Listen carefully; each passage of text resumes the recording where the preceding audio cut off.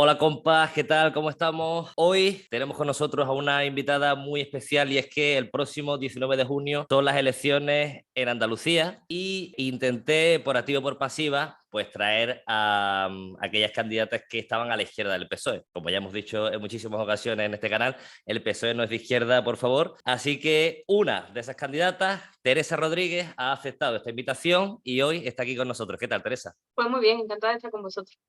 Pues a ver, a mí me gustaría que charlásemos un poquito de Andalucía. Yo soy jornalero, ¿sabes? Yo estuve 2 añitos y medio trabajando en la naranja y en la papa.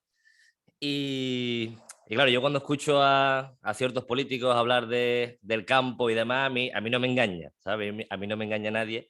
Y como sé que hay tantísimos jornaleros y jornaleras en Andalucía, me gustaría empezar por ahí, ¿no? Hablar del campo en Andalucía. ¿Qué propuesta tiene, por ejemplo, Adelante Andalucía para el campo en general? Bueno, para nosotros uno de los problemas más importantes que se ha visto hace poco en la huelga del transporte es garantizar los costes de producción, ¿no? Efectivamente existe un problema porque si hablamos de la naranja, por ejemplo, estamos viendo como el kilo de naranja se está vendiendo a 10 céntimos el kilo. Es que es menos de lo que te cuesta una bolsa de plástico en el supermercado, ¿no? Y esto nos habla de un sistema de mercado que perjudica gravemente a los productores, especialmente a los pequeños, ¿no? Hay que decirle una y otra vez a los agricultores que el enemigo del campo no es el ecologismo, ni es la gente que está defendiendo el futuro de los acuíferos, ni es la gente que está defendiendo la necesidad de no apostar por el superintensivo que se está cargando nuestras reservas de agua, sino es el mercado. Es quien de verdad está explotando a los agricultores en Andalucía. Hay una ley, hay una herramienta muy positiva, que es la ley de cadena alimentaria, que se ha aprobado a nivel estatal, pero eso para concretarlo hacen falta más requisitos y desde Andalucía podemos de alguna forma garantizar que eso se cumpla, garantizar que nadie paga por debajo de los costes de producción en el campo. ¿Y cómo se hace eso? Pues obligando a registrar los contratos de compra-venta entre las cadenas de distribución y los agricultores, de forma que en ese registro, bueno, y estableciendo también cuáles son los costes de producción de forma clara desde lo público, ¿no? Son las dos cosas que se quedaron fuera de la ley y que podríamos concretar de forma que saltara automáticamente cuando en algún lugar se produce un contrato fraudulento, un contrato abusivo por los productores. Eso es lo más importante. Lo más importante, digo, para el futuro de la agricultura, para quienes tienen una explotación agrícola y tiran para adelante de ella. Efectivamente, en Andalucía hay problemas estructurales de largo recorrido que difícilmente se solucionarían con un gobierno andaluz, como la estructura de la propiedad de la tierra, ¿no? Si Claro. nos vamos más atrás de lo que es el problema concreto ahora del campo, ¿no? Y es que tenemos una estructura de propiedad de la tierra que se parece mucho al de la Reconquista, es decir, grandes lotes de tierra que se entregaban a nobles que participaron de la mal llamada Reconquista, nobles de fuera, familias de terratenientes de fuera, y que esa estructura de la propiedad de la tierra ha cambiado muy poco. De hecho, seguimos sufriendo latifundios y ahora, además, los acaparadores que son los fondos de inversión, ¿no?, de las tierras. Por tanto, la reforma agraria no la abandonamos, ¿no? Evidentemente no es una medida programática que podamos comprometernos a cumplir en una legislatura desde el gobierno andaluz, pero sí que tenemos de fondo esa idea de la necesidad de hacer una reforma agraria seria que reparta la tierra entre quienes la trabajan, si hablamos de los jornaleros, entre los municipios, entre las cooperativas de trabajadores y trabajadoras, ¿no? Y luego hay un montón de problemas más en el campo que tienen que ver con la siguiente generación de agricultores y ganaderos. Es decir, estamos en una dinámica cortoplacista de cargarnos los acuíferos en Andalucía, es decir, de cargarnos la posibilidad de hacer agricultura en el futuro. Y ante el escenario de colapso, de dificultades para tener suministro de alimentos a medio plazo, eso es un riesgo, no solamente, ya digo, para el sector agrícola, sino para el conjunto de la población.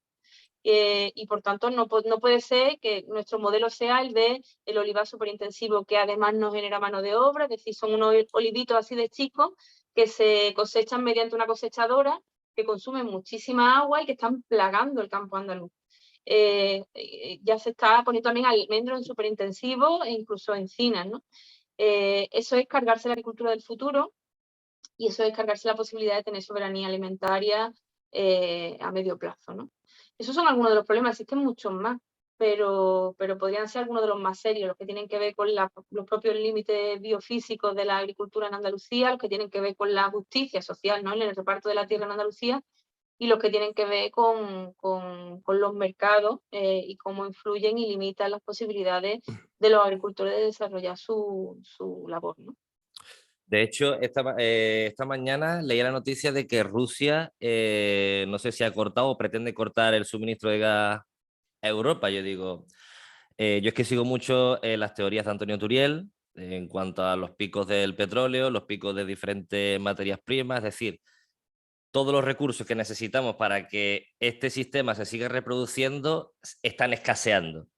Y lo que vemos es que tanto partidos políticos como gobiernos hay poquitos que hablen de cortar ya con el tema de ese crecimiento económico, ¿no? Dejar hablar de industria y empezar a hablar de lo que tú has dicho, ¿no? Un poco de soberanía alimentaria, soberanía energética, por ejemplo. ¿Qué podría hacer o qué propone Adelanta Andalucía en materia de soberanía energética, ¿no? Viendo el escenario que tenemos con un conflicto bélico, con Rusia que nos corta el gas, ¿qué proponéis? A mí sobre el tema del decrecimiento, que tiene un nombre difícilmente ahora mismo, ¿no?, asimilable por la mayoría de la gente, más en una tierra donde la industria y la industrialización es un fetiche, ¿no? Porque verdaderamente no ha habido procesos de industrialización dignos de ese nombre en esta tierra, por eso hemos tenido que ser jornaleros, emigrantes, camareros y poco más, ¿no? De hecho, es necesario un proceso de industrialización en Andalucía, pero desde luego tiene que parecerse en nada a los procesos de industrialización que se han desarrollado en otras latitudes. Nosotros podemos ver como una oportunidad que en Andalucía nos haya desarrollado la industria para aspirar a otro modelo de desarrollo industrial, de manufactura, de elaboración de nuestros productos, de conseguir que el valor añadido se quede aquí y no se vaya siempre fuera, ¿no? Pero a mí me gusta contar una anécdota concreta, no sé, a lo mejor puedo aprovechar para contarla, que es muy breve. Nosotros tuvimos una explotación, estuve yo en una explotación de la cova, ¿no?, de la leche cova, en Los Pedroches, y era una explotación de vacas que habría allí pues unas 120 vacas, ¿no? Imagínate, en una granja estabulada, obviamente nos enseñan una de las granjas pues mejor cuidada del entorno, y aún así pues la sensación es bastante complicada si tiene alguna sensibilidad animalista, pero esto lo voy a dejar un poco a un lado para referirme a otra cosa, y es que viendo aquella explotación muy mecanizada, donde se ordeña por maquinaria, donde se siguen hasta la cuenta de los pasos que dan las vacas para saber si están enfermas o no, donde todo está Joder. completamente mecanizado. Me encuentro allí a un señor mayor que está sentado en una esquina, ¿no? Y resulta que era el propietario de la primera explotación, ¿no?, de vacas que hubo en ese mismo lugar, el padre del actual dueño de esa explotación. Y me llamó la atención que estuviera allí todavía, ¿no? Y le dije, ¿en qué hace usted aquí? Pues no estás harto ya de vaca, de campo porque es un trabajo muy sacrificado, ¿no? Las vacas ni los domingos hay que dejar de ordeñarlas, ¿no?, ni los días de fiesta hay que dejar de cuidarlas. Y me llamó la atención que ese señor estuviera allí todavía y no en un viaje del inserso, ¿no? Y le dije, ¿usted qué hace aquí sentado? ¿No tiene ganas de descansar? Y dice, pues yo ya no he aprendido a bailar y ni a salir, para mí esta es mi vida y sigue siendo mi vida un jubilado, ¿no? Y estuve preguntándole más cosas y le dije, ¿usted con cuántas vacas empezó? Y me cuenta el hombre que empezó con 6 vacas. Que tenía 6 vacas, que las ordeñaba y que llevaba la leche a los pueblos grandes del entorno y vendía su leche y ya está. Y yo le preguntaba, ¿y cuánta gente vivía de esa explotación de vacas? Y me decía, pues éramos yo, mi mujer, y teníamos 5 hijos. Y en mi casa solo entraba pues lo que ganábamos vendiendo la leche. Y podíamos vivir, vivíamos bien. Y yo le digo, ¿y aquí cuánta gente vive de esta explotación ahora, no? Y me dice, pues son mi hijo y su socio, que son 2 personas, 2 familias, sus mujeres también trabajan, tienen 120 vacas, están de deuda hasta aquí, tienen serias dificultades para llegar a fin de mes, y además trabajan mucho más de lo que yo trabajaba, ¿no? Entonces hay que intentar trasladarle a la gente la idea de que mayor crecimiento, mayor modernidad en los sistemas de producción, mayor producción, ser más eficiente, ser más productivo, no significa vivir mejor, sino todo lo contrario. O sea, que es posible aspirar a una vida buena. Creo que los andaluces somos también muy receptivos ante esa idea y me parece que tiene mucho potencial. Trasladar la idea de que lo más importante no es tener muchas cosas o producir mucho, sino ser más felices, tener más tiempo para estar con nuestra gente, tener más tiempo para disfrutar, tener más tiempo para poder agarrar con nuestras propias manos el tiempo de nuestras propias vidas, ¿no? Y creo que hay que hacer mucho trabajo pedagógico con esa idea, ¿no? Y de ahí, pues, ya digo, hablar de que en Andalucía tenemos muchas posibilidades de ser vanguardia en términos de producción energéticas renovables, sostenibles, que podemos de alguna forma, puede ser nuestra revolución industrial, digamos, ¿no? La sostenible. Es verdad que esto ya lo están utilizando también las empresas del oligopolio como anzuelo, ¿no? Y Claro. bueno, como campaña publicitaria. Lo importante ahí sería que esos procesos de producción, de distribución, de comercialización eléctrica estuvieran en manos o de empresas públicas, pero no pienso en esta gran empresa pública de luz que ya la hemos tenido también, sino más bien en empresas municipales. Aquí en Cádiz tenemos una empresa municipal, ¿no? De producción y de distribución, de producción, no de distribución y de comercialización eléctrica, en cooperativas, en redes de producción eléctrica cercanas a la población, a la ciudadanía, y rechazar un modelo que se nos está imponiendo de producción de renovables, que es otra lacra más, como el superintensivo. O sea, tú vas en el tren de Cádiz a Sevilla o a cualquier otro territorio, a Granada, y lo que ves es el campo plagado de cultivos superintensivos que se cargan nuestros acuíferos, insisto, y no generan trabajo y además llevan la renta fuera, porque muchas veces los acaparadores de tierra son de fuera, muchas veces fondos de inversión, y un completo alicatado de placas de macrohuertos solares que no redundan en la capacidad de autoconsumo de los municipios del entorno, que se cargan el paisaje, que reducen las posibilidades de diversificación productiva, de turismo rural sostenible y de explotaciones agrícolas. La tierra es súper importante a nivel estratégico para el futuro de la soberanía alimentaria, ¿no? De nuevo, para exportar energía afuera y para que las rentas se la queden las empresas del oligopolio. Por tanto, pues ese modelo es lo contrario de lo que tenemos que hacer, apostar por renovables que hagan que los espacios de producción y de consumo estén cerca. Es decir, yo creo que habría que apostar incluso por descentralizar las competencias en energía que hoy están en manos del Estado y que deberían estar en manos de las comunidades autónomas, y donde además los ayuntamientos también tengan competencias en planificación energética, para que cumplamos con esa premisa de que lo ideal es el autoconsumo también de las comunidades, de las familias, de los municipios, de las comunidades autónomas. Sin embargo, seguimos teniendo ese modelo donde la planificación eléctrica está en Madrid y donde se nos impone a Andalucía, digamos, las externalidades negativas de la transición energética, que son los macrohuertos solares. Sí, yo es que, a ver, yo tengo una base libertaria ahí, y después de que leía Murray Bookchin, creo que para mí fue el pensador que más llenó ese hueco de cómo abordar el problema, ¿no? Creo que sintetizó muy bien las ideas anarquistas con los comunistas, y creo que el municipio creo que tiene una potencialidad tremenda, y creo que puede enlazar muy bien con todo esto que están diciendo los científicos de que no se puede seguir creciendo, ¿no? Y que hay que, si no queremos llamarle de crecer, llamarlo relocalizar o como queramos, ¿no? Pero creo que el municipio puede ser muy importante, por ejemplo, no solo en energía y en soberanía alimentaria, sino también en vivienda, ¿no? Lo que sí que es verdad es que quizá un municipio más grande tenga más dificultades a la hora de implementar eso, ¿no? O sea, por lo menos las cosas básicas de la vida, porque esta discusión se tiene mucho en los diferentes ámbitos de izquierda, ¿no? Es que el municipalismo funciona poco o no funciona, y me ponen, por ejemplo, en las dificultades que pueda tener Ada Colau o Kichi en Cádiz, y digo, bueno, pero fijaos Marina Leda, ¿no? Las cosas que se hicieron a nivel municipal, y con sus dificultades, sus aciertos y sus errores, se han hecho bastantes cosas, ¿no? Y el hecho de que menciones el municipalismo, yo creo que es un acierto porque, como bien decías, el tema de la ganadería intensiva, has dicho que ese hombre tenía 120 vacas. Y además, en un futuro, al subir el precio de las diferentes materias primas, subirá también el tema de los alimentos, por lo tanto, darle de comer a las vacas será más caro. En un presente, ya ahora, ¿eh? Ya Claro, ahora tienen dificultades para alimentar ganado, ¿eh? es que es totalmente insostenible, ¿sabes? Y quería preguntarte eso, en materia de, una vez, imaginemos que Adelante Andalucía llega con mayoría absoluta al Parlamento, ¿daríais un poquito más de protagonismo a los municipios? Eso es clave. La Junta de Andalucía tampoco tiene muchas competencias en materia de ordenación del Estado, ¿eh? De hecho, hay una ley estatal, una ley orgánica, que es la que ha reducido las competencias de los ayuntamientos al mínimo imprescindible. Son como oficinas de la administración, Claro. donde ahí te enfrentas a la ciudadanía y sus necesidades y punto pelota. O sea, hemos ido eliminando, al contrario de lo que teníamos que hacer, hemos ido quitándole competencia a los ayuntamientos.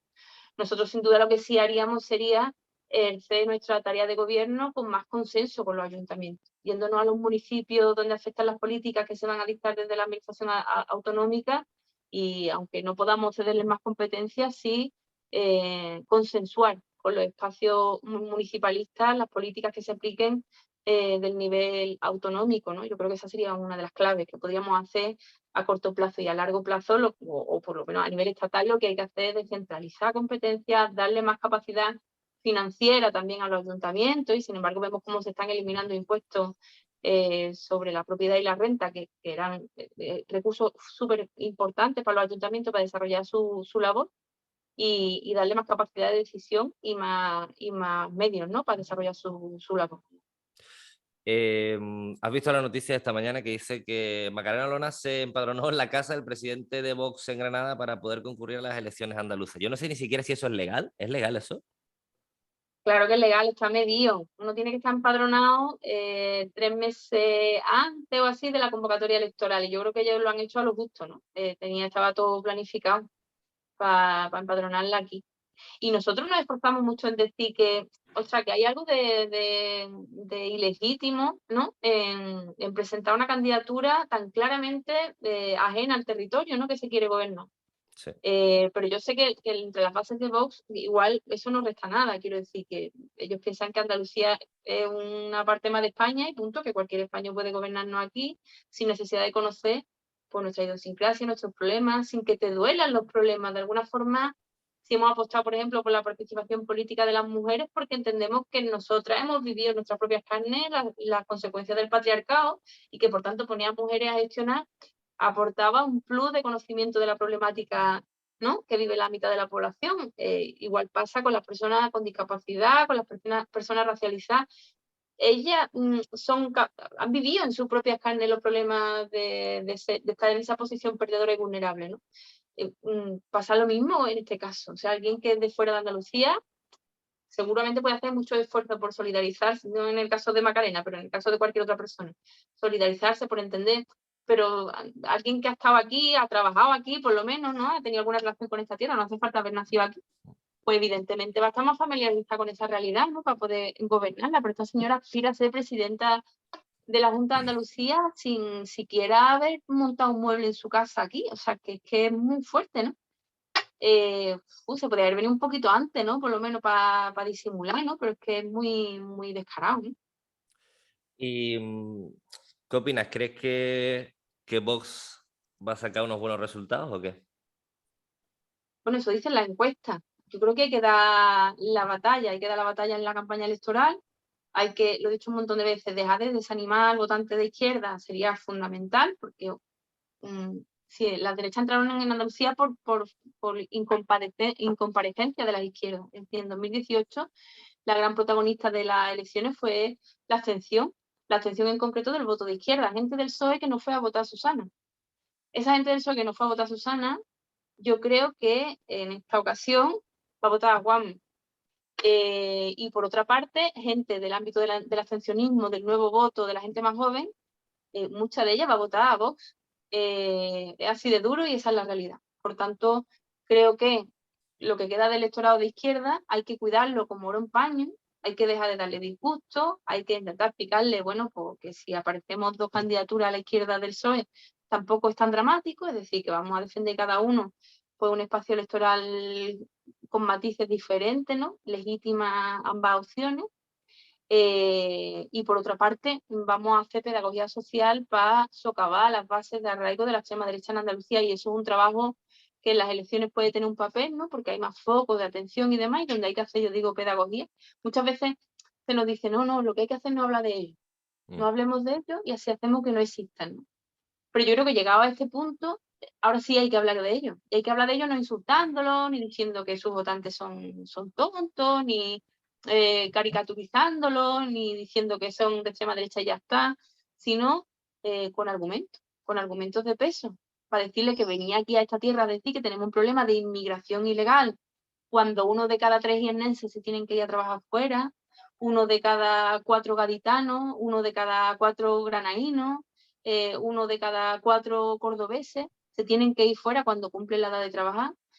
Aquí no tenemos un problema de inmigración ilegal, aquí tenemos un problema de emigración de nuestros jóvenes que no se pueden ganar la vida aquí. Por tanto, ¿a qué viene, no, tratar de vendernos la moto de que nuestro problema es que los inmigrantes nos quitan la ayuda y nos quitan los trabajos, no es cierto, ¿no? Tenemos otros problemas. Y así, uno a uno, tratar de desmontar cada uno de sus argumentos con paciencia y con pedagogía. Yo creo que eso es lo único que en este momento podemos hacer. Y luego esperar y apostar por la removilización social. De verdad, en las elecciones no vamos a arreglar este problema.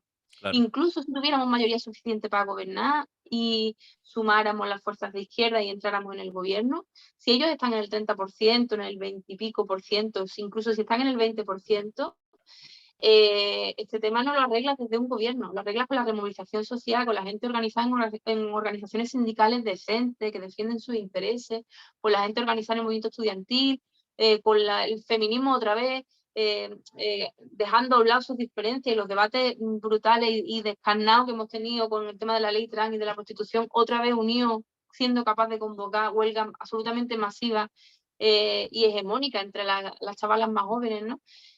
Hay que hacer todo eso y es necesaria una nueva ola que nos pase por encima de verdad quienes estamos ahora mismo, digamos, en la primera fila, entre comillas, de la política, que nos pase por encima y nos manda al pasado y vuelva a ver un relevo que haya primero cambiado el sentido común por abajo de la gente, ¿no? Como fue en su momento el 15M o las mareas o estos desahucios. Fíjate que hemos pasado del paradigma de estos desahucios al paradigma de desocupa, ¿no? Sí. Pues por eso o removilizamos la sociedad, o reorganizamos los conflictos, o politizamos la situación de dificultad absoluta que vive la gente por abajo, o esto es retrasar el problema de la entrada de la derecha en el gobierno a las siguientes elecciones, como está pasando en Francia, que en cada convocatoria Marine Toma Le Pen terreno. reduce a la mitad su diferencia con el siguiente candidato de derecha también, ¿no? Que no va a resolver los problemas reales por los cuales la extrema derecha crece, que es que la política no es capaz de resolver los problemas de la gente.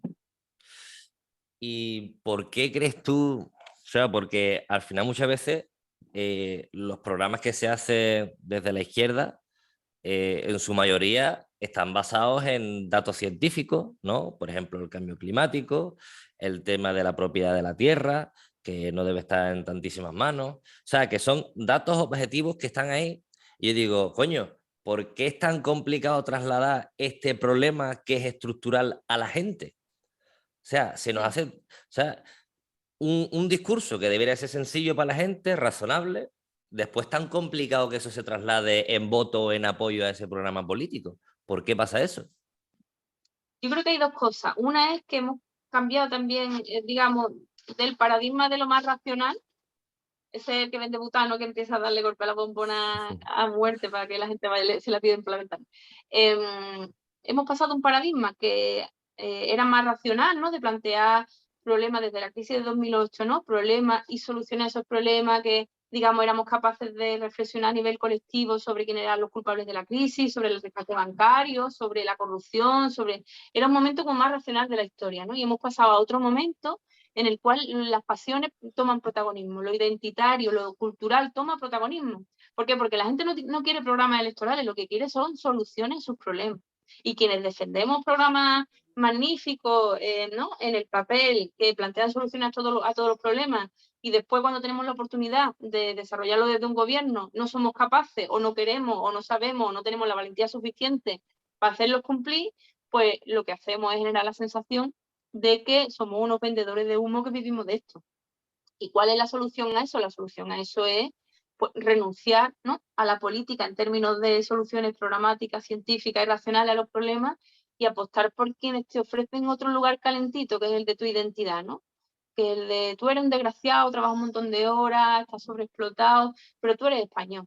Y eso te hace tener unos derechos que están por encima de otra gente que está por debajo de ti. Y esta gente, los progres, ¿no? La élite progres, lo que quieren es hacerte competir con quienes están por debajo tuya y tienen menos derechos que tú. Por tanto, nosotros vamos a ponerte en el lugar que te pertenece. Ya está, son ideas súper sencillas que cuajan muchísimo, pero sobre todo es porque los incumplimientos de la socialdemocracia, los incumplimientos de los partidos de izquierda en el poder, son terreno abonado para la extrema derecha. Lo son. Ese es el campo de cultivo donde siembra la extrema derecha. Aquí sale al Parlamento y dice que la autonomía ha sido una excusa para vuestros chiringuitos, vuestras corruptelas y vuestras mierdas. Y tenéis a los dos presidentes más importantes que ha tenido esta tierra durante la autonomía, que son Chávez y Griñán, condenados por corrupción. Os habéis gastado el dinero de los parados en prostíbulos y en cocaína. Y todo eso es verdad, que es lo más duro. Por Claro. tanto, le hemos dado la pala a la extrema derecha para que entierre la autonomía, que era otra cosa completamente diferente cuando la soñaron y la lucharon la generación del 77 y del 80. Yo es que me acuerdo cuando estaba en el campo que las condiciones que sufríamos eran brutales. O sea, te tenías que levantar muy temprano, o a las 6 o incluso antes, dependiendo de dónde estuviera el Tajo, ¿no? Tenías que viajar a no sé dónde, eso obviamente no se te pagaba, te recortaban la cuadrilla, cogían tus peonadas y la vendían a otra persona para que así cobraran el subsidio. Bueno, un entramado corrupto que era, o sea, estaba ahí, delante de todo el mundo. Pero yo, incluso en las cuadrillas, cuando iba a currar, no se mencionaban los temas políticos, que era, digo, estamos con la bota en el pescuezo, estamos con la bota arriba de nuestra cabeza, pero no hay nadie cerca que nos diga, oye, vuestro problema es este, no tenéis por qué pasar por esto. O sea, me faltaba o sindicatos, o partidos políticos, o movimientos sociales. Es como que la gente está ahí. Yo era el primero, ¿eh? Que en el campo era... En ningún momento me planteé los temas políticos. Hasta que llegó el 15M, eso fue como una ola que barrió ahí a muchísima gente, pero hasta entonces, antes de eso, no se cuestionaban o no se hablaban de los temas políticos, ¿sabes? Y yo es que creo que hay eso, un desamparo muy grande para la gente y un desinterés muy grande por la política, por eso que tú dices, ¿no? Porque cuando llegan al poder los que se supone que se consideran de izquierda, que para mí el PSOE no es en absoluto de izquierda, porque vemos, o sea, ha estado décadas en Andalucía y ¿y qué se ha hecho en Andalucía? Sigue habiendo un reparto de tierra injusto, sigue habiendo un paro brutal, sigue habiendo gente que emigra. Entonces, entre uno o entre otro, la situación es siempre la misma, ¿no? Yo creo que ese sí que es un buen diagnóstico con el tema del desinterés por la política. Y me da mucha rabia eso. Digo, me da impotencia, sobre todo, cómo podemos trasladar ese mensaje. Digo, que es tan necesario, tan urgente, pero que no termina de llegar, ¿no? Mm. Porque no es una operación comunicativa solamente, o sea, hay que volver a removilizar y hay que volver a construir organizaciones de barrio, organizaciones, hay que comerse el coco para ver por dónde, es como un surfista que no, que está en la orilla preparado con la tabla, ¿no? Para cuando viene la ola, pues tenemos que estar así, esperando por dónde viene la ola para ir a navegarla y para ir a hacerla crecer, ¿no? Y para eso uno no tiene que estar solamente concentrado en lo electoral y lo institucional, que muchas veces nos metemos en la institución y como somos los más empollones y los que tenemos los programas más tal y los contactos más formados, los movimientos sociales y no sé cuánto, estamos allí, dale que te pego con las proposiciones no de ley, con las mociones y con un montón de mierda que no sirven absolutamente para nada en la vida de la gente y abandonamos la movilización y abandonamos la calle. Y esa es la clave, el impulso del 15M que luego se concreta electoralmente de alguna forma en parte en Podemos, no puede irse a escurrirse por la alcantarilla de la institución. Y creo que eso de alguna forma, también por nuestro sentido de la responsabilidad, pues nos ha llevado a alejarnos del origen, ¿no?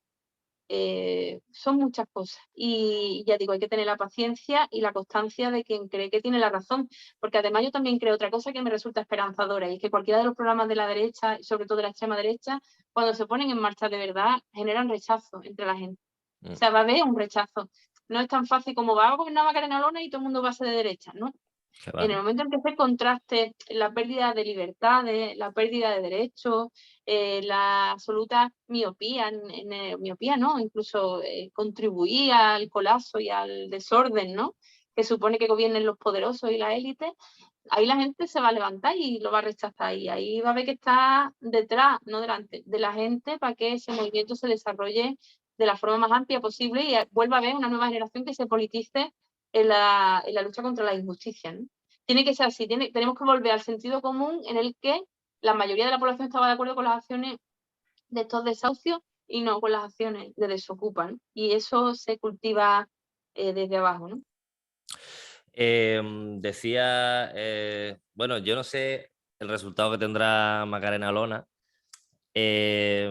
pero veo eso, mucha gente que se deja guiar por el tema de los simbolismos o de la bandera, pero aún así, yo creo que Abascal, creo, no ha leído bien o no está viendo bien, porque el otro día publicó, no sé si lo viste, en Twitter, que publicó, hizo una crítica a la bandera andaluza, ¿no? Sí, sí, sí, no sé si lo viste, publicó, hizo como diciendo que Juanma Moreno había besado la bandera andaluza, que era la bandera de la taifa, no sé qué, y criticándola, ¿no? Y como que Macarena Olona besaba la verdadera bandera, que era la bandera nacional, está en su Twitter. Y yo creo que por ahí sí que podemos ganar gente. O sea, que sacar amor propio, ¿no? Hacerle ver a la Sí. gente que la política no es solo programas y números, sino Mm, que también se puede sacar un poquito de emoción, por lo menos para arrancar algún tipo esto es. de voto, ¿sabes?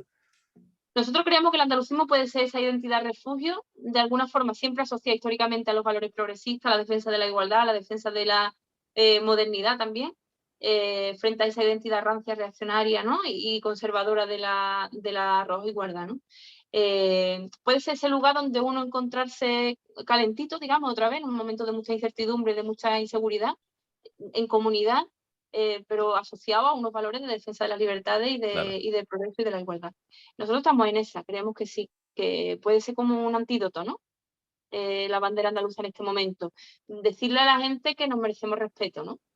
Como mínimo, y que tenemos que estar orgullosos de nuestro pasado también.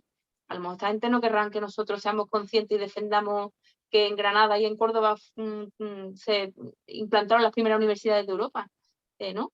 O que se desarrolló la ciencia a unos niveles que estaban a años luz del resto de la Europa medieval, ¿no? Y que vivimos nuestro propio renacimiento en aquella época, con todos sus problemas. Evidentemente no hay que hacer correlaciones ni idealizaciones, pero sí que pues, fue un momento del que sentirnos orgullosos, que forma parte de nuestra historia, y quien quiera borrar eso de alguna forma está insultando nuestro propio patrimonio, ¿no? No somos un descampado aquí al que venir a imponernos una bandera para colonizarnos o para reconquistarnos, ¿no? O sea, hasta usar la terminología con mucha claridad, Sí, sí, sí, reconquistarlo sí. todo. Sí. Empieza la toma, perdona. ¿Tú, vas a venir con los tanques o cómo va la cosa, ¿no? Ellos van a Asturias y de hecho dicen, esto es España y el resto es tierra conquistada, ¿no? Mm. Hostia, pues vamos a no dejar conquistarnos, ¿cómo va a ser esto? ¿No? Vamos a defendernos, Respeto. ¿no? Claro. Eso es. ¿Qué opinas de la reforma laboral que ha hecho Yolanda Díaz? Que últimamente se está viendo como que hay más contratos indefinidos. ¿Cómo ha afectado eso a Andalucía o cómo podría complementarse el programa Adelante Andalucía con esta reforma laboral? En materia laboral es verdad que también, de nuevo, la Junta tiene pocas competencias. Sí podría de alguna forma influir en la mejora de la contratación a través de la contratación pública. O sea, el Estado, la Administración contrata muchos servicios, muchos servicios imagínate, en las escuelas, desde el aula matina hasta las actividades extraescolares, ahí hay contratación de empresas distintas, en la sanidad también y cada vez más, ¿no? Hay subcontratación. Pues además de hacer procesos de desprivatización, hay que imponerle a esas empresas una cosa que nosotros hemos llamado el certificado de idoneidad laboral, es decir, que esas empresas tengan que certificar ante la Junta para cualquier concurso que cumplen verdaderamente los derechos laborales, los convenios, que cierran la brecha salarial, etcétera, etcétera. Creo que eso también podría repercutir mejor en la calidad del empleo. Pero respecto a la reforma laboral, pues bueno, más allá de las limitaciones que se han presentado, que no es una derogación total de la reforma de Rajoy, pero tampoco, evidentemente, tampoco la de Zapatero, nunca se lo planteó. Pero más allá de eso, a mí lo que me preocupó, de hecho, hice un artículo sobre eso que se llamaba Los santos inocentes y la reforma laboral, que hablaba de que lo más peligroso de alguna forma de esta no reforma laboral, de esta no derogación de la reforma laboral de Rajoy, no era tanto lo que contenía, que al fin y al cabo eran pasos en la dirección contraria a la que siempre habíamos vivido, de retroceso en derechos, y eso está muy bien, ¿no? Que, digamos, es posible avanzar en una dirección de recuperación de derechos, eso tiene mucho valor, pero de ahí a celebrarla como la reforma que va a eliminar la precariedad en España, pues eso genera un problema nuevo. Y es Claro, que cuando la gente se dé cuenta de que verdaderamente la precariedad sigue, que tu contrato ahora no es por obra y servicio, que es indefinido, pero que es tan barato despedirte que te van a echar igual, ¿no? O que la subcontratación no tiene limitaciones, o que si te despiden improcedentemente no puedes tú elegir si reincorporarte a la empresa o irte a la calle. O sea, si despedir es tan fácil, se le sigue eliminando la causalidad del despido y tan barato, pues verdaderamente que más da que tu contrato ponga indefinido o ponga obra y servicio. claro.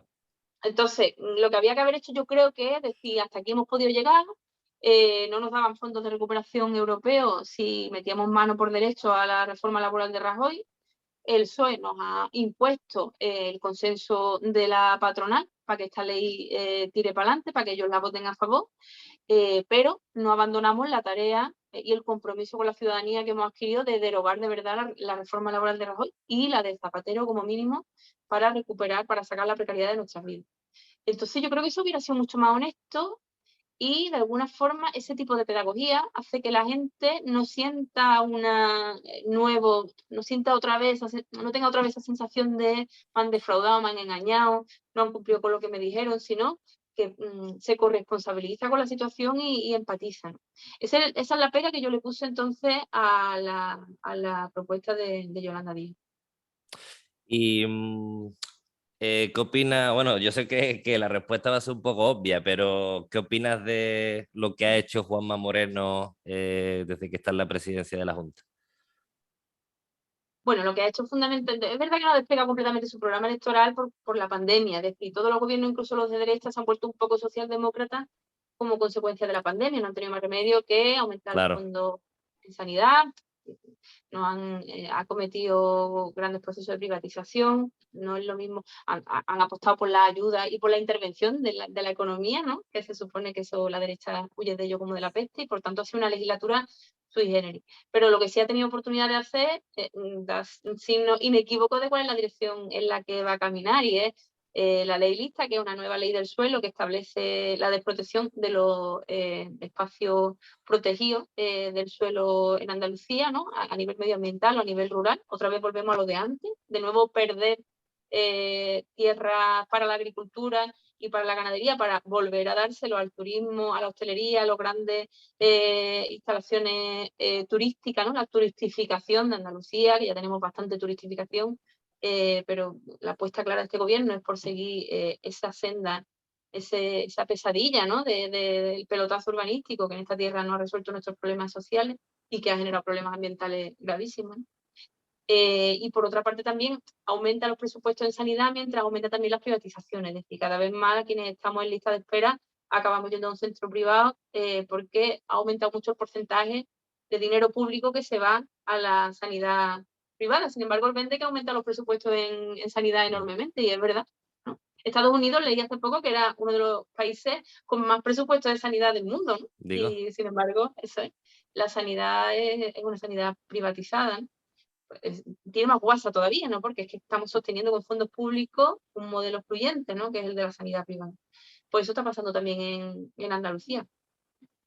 Y es verdad que ha sabido mantener de alguna forma a raya a la extrema derecha. Es decir, creo que la extrema derecha todavía no ha sido capaz en Andalucía de forzar al gobierno a implementar aquellas medidas que sí podían haber sido más impopulares para un presidente que sabía que tenía que ganarse el voto del PSOE. La operación de marketing de Juanma Moreno Bonilla ha estado muy bien medida, ¿no? Él sabía que tenía que proyectar esa imagen de moderación, que nosotros decimos que no es moderado, que es suavón, que es otra cosa. En andaluz suavón es otra cosa, es el tío que Sí, sí. parece que, pero después Pero te que la vamos después a te da mostrar. que no veas. Es peor todavía, ¿no? Pues en esa estamos tratando de explicar eso, porque vemos como hay muchísima gente que se está planteando votar a Moreno Bonilla incluso desde la izquierda, para parar a la extrema derecha. Y fíjate que vamos a entrar otra vez en la dinámica francesa, ¿no? Donde se vota lo que no te gusta, pero que puede parar la extrema derecha, pero que a su vez genera las condiciones para que la extrema derecha siga creciendo, porque no Sí. resuelve los problemas, ¿no? Entonces yo creo que hay que huir de esa posición y apostar, no abandonar espacios políticos, seguir ampliando por la base los espacios de la izquierda, porque si no es cuando estamos perdidos. Entonces no hay forma de hacerle frente a la extrema derecha, porque a la extrema derecha se le hace frente con políticas reales que cambien de verdad la vida de la gente, si no, Claro. eso no lo para nadie, ¿no? Si no, eso es caldo de cultivo. Eso que tú decías es cierto. He visto compañeros que casi siempre, pues bueno, han apoyado a Unidas Podemos, Izquierda Unida, etcétera, y que ahora de repente están pidiendo el voto para el PSOE en Andalucía. Pero bueno, hay que ser coherente. O sea, yo paso de votar a la derecha porque ya os digo, he hecho muchísimos vídeos demostrando que el PSOE al final se ha quedado de centro o centro derecha, o sea, o un centro izquierda muy, muy, muy, muy flojito. Y eso no va a parar a la larga la extrema derecha porque fíjate dónde estamos. ¿Cuántos años ha estado el PSOE gobernando? Y eso no ha evitado que Andalucía esté como esté y evite la situación en la que está, ¿no? Así que quería, pues, para que la gente nos entienda, quería hacer una comparación de cómo se gestiona la sanidad desde la derecha y desde la izquierda, ¿no? Lo que bien tú has dicho de Estados Unidos. El otro día leí que un hijo tenía que hacerse cargo de una deuda porque el padre estuvo durante 2 semanas y media y le estaban tratando de COVID. Pues bueno, el chaval tuvo que pagar $800.000. Al final el padre murió.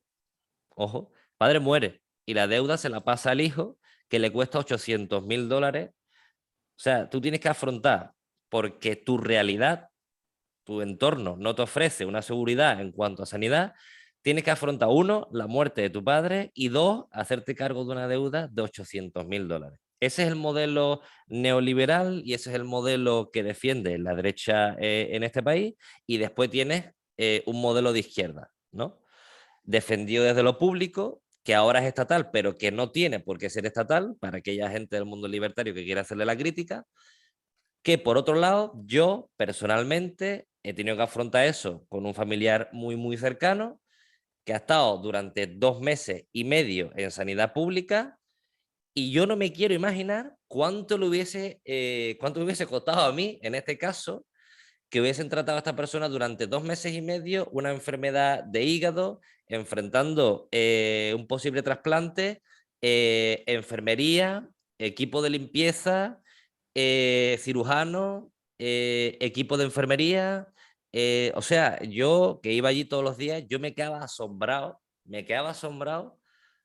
de todas las cosas, las 24 horas que estuvo este familiar mío, día sí y día también, durante 2 meses y medio. Y al final escribí una carta, de hecho, hace poco, y dije que no sabemos lo que tenemos. Y Totalmente. eso es lo que hay que defender. Eso es lo que hay Mm, que entender. mm, Que se vota a la izquierda para que se defienda eso, la dignidad de la mm. gente. Ni más ni menos. Esta gente han quitado el impuesto de sucesiones y donaciones, convenciendo antes a la gente de que cualquiera pagaba ese impuesto. No es verdad. O sea, uno tenía que heredar 1.000.000 de euros por heredero, ¿eh? 1.000.000 de euros para pagar algo del impuesto de sucesiones y donaciones. Bueno, pues lo han quitado. Y hay que decirle a la gente que cuando quitan impuestos a las grandes fortunas, te están sacando a ti dinero de tu bolsillo, porque la educación, la sanidad, los servicios sociales, todo eso que no tienes que pagar es tu salario indirecto. Todo ese dinero que no sale de tu cartera porque te lo da la sociedad, ¿no? Es un dinero que tú te ahorras y por tanto es parte de tu salario. Cuando ponemos en riesgo los servicios públicos, es una transferencia directa, ¿no? De las rentas, de los rentistas, o sea, de la población a los rentistas, a la gente que en Andalucía nunca ha apostado, por cierto, por el desarrollo, sino por el puro rentismo, ¿no? Sí. Pues bueno, Teresa, no te quiero robar más tiempo, que seguramente vas a estar súper liada hasta que lleguen las elecciones. Desearte mucha suerte de verdad. Y no sé si quieres añadir las últimas palabras, como hacen en los debates electorales, como último minuto. No, como todavía falta para los debates, que espero que nos dejen participar, que esa es otra, que espero que los compañeros no tengan la tentación de denunciarnos para que no participemos de los debates, pues ya Esa, intentaré sintetizar. esa es otra. ¿Qué es lo que ha pasado exactamente? Bueno, lo que ha pasado es que Izquierda Unida ha puesto una queja en televisión española porque nos han invitado al debate a 6. Entonces, tú sabes que nosotros veníamos de una coalición donde había cuatro fuerzas políticas entonces, ¿no? Podemos, Izquierda Unida, Izquierda Andalucista y Primavera Andaluza, y que ahora, digamos, pues ha partido en dos. Es verdad que ellos son más grandes, tienen más representatividad y tal, pero bueno, nosotros también existimos, ¿no? Y los medios de comunicación nos están invitando y ellos sistemáticamente están tratando de excluirnos de esos debates. Entonces yo haría un llamamiento a no agredirnos y a cuidarnos y a querernos, de verdad, porque al final, insisto, desanimar al votante de izquierda es perder oportunidades todo y todo, ¿no? Pero más allá de eso, pues no quiero utilizar tampoco esta entrevista ni este medio para mis querellas con los compañeros. Te quiero agradecer de verdad, no es peloteo, el trabajo que hacéis, tú y tu equipo, no sé cuántos sois, y la labor tan importante que hacéis de pedagogía política, de explicación de los problemas que son súper complejos, el grado de detalle que entráis de nivel político, que tenéis en vuestros vídeos y en vuestras intervenciones, o sea, que no os limitáis a hablar de politiquilla, sino que estáis hablando de debates estratégicos a medio plazo, medioambientales y demás, que no tendrían por qué tener seguimiento de masa, y gracias a vosotros de alguna forma están llegando un montón de gente, y animaros para que sigáis y para que haya experiencias muy parecidas a la vuestra, ¿no? Que esto de verdad que es más importante incluso que lo que hagamos en las próximas elecciones. Pues muchísimas gracias, Teresa.